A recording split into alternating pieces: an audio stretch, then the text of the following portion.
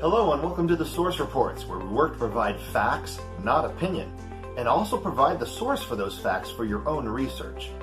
Make sure you're following us on Instagram, liking us on Facebook, and subscribing to us on YouTube. In this series, we are producing 2 reports on police officers, one regarding the rising violent acts against them, and the other will focus on the topic of police use of force and its surrounding issues. Today, we're reporting on law enforcement officers, police and sheriff deputies that have been killed or assaulted in the line of duty.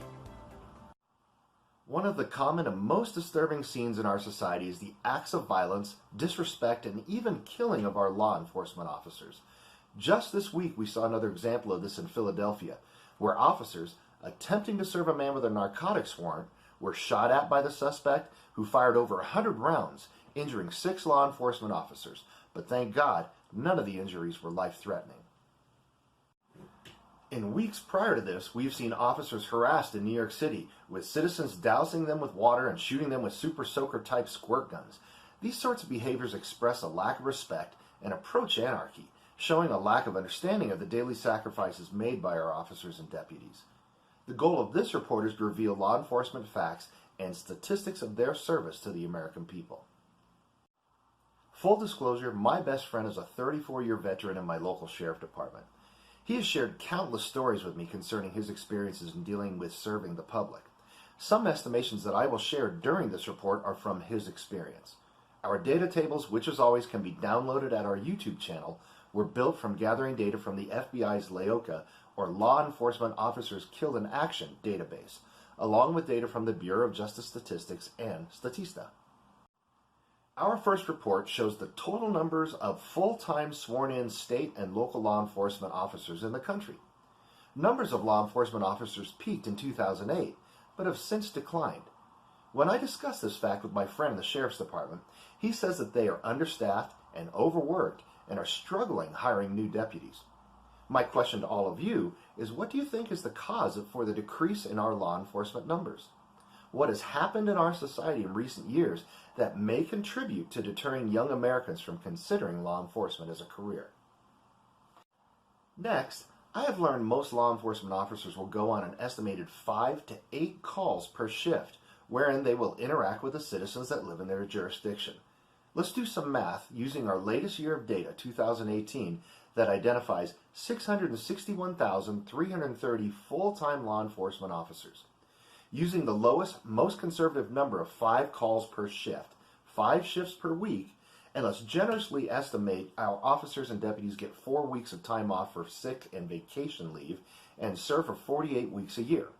Multiplying 661,330 times 5 calls times 5 weekly shifts times 48 weeks equals 793,596,000 total estimated annual interactions with the public, ranging from routine traffic stops to violent crime.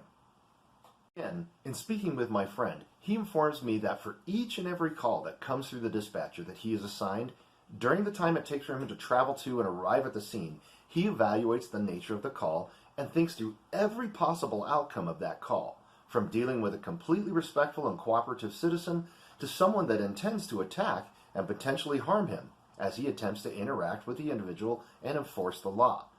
Now, I don't know about you and your career choice, but in my line of work, I do not have to evaluate 5 to 8 times a day if someone I am interacting with at work has a desire to kill me or cause me harm.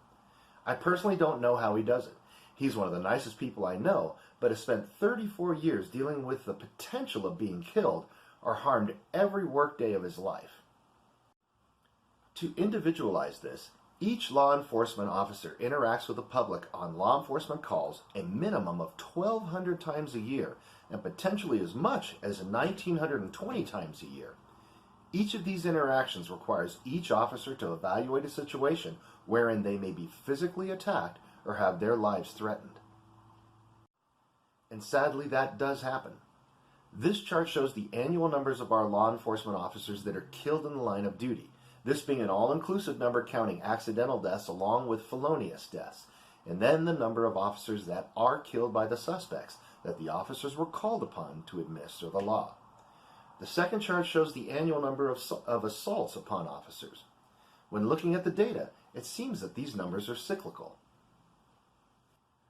The questions I ask about these cycles are, how do national attitudes about law enforcement, current and past, contribute to these numbers? How does the national news report on policing? What are popular Hollywood and sports personalities saying about their service? What are our elected leaders saying that may influence the public?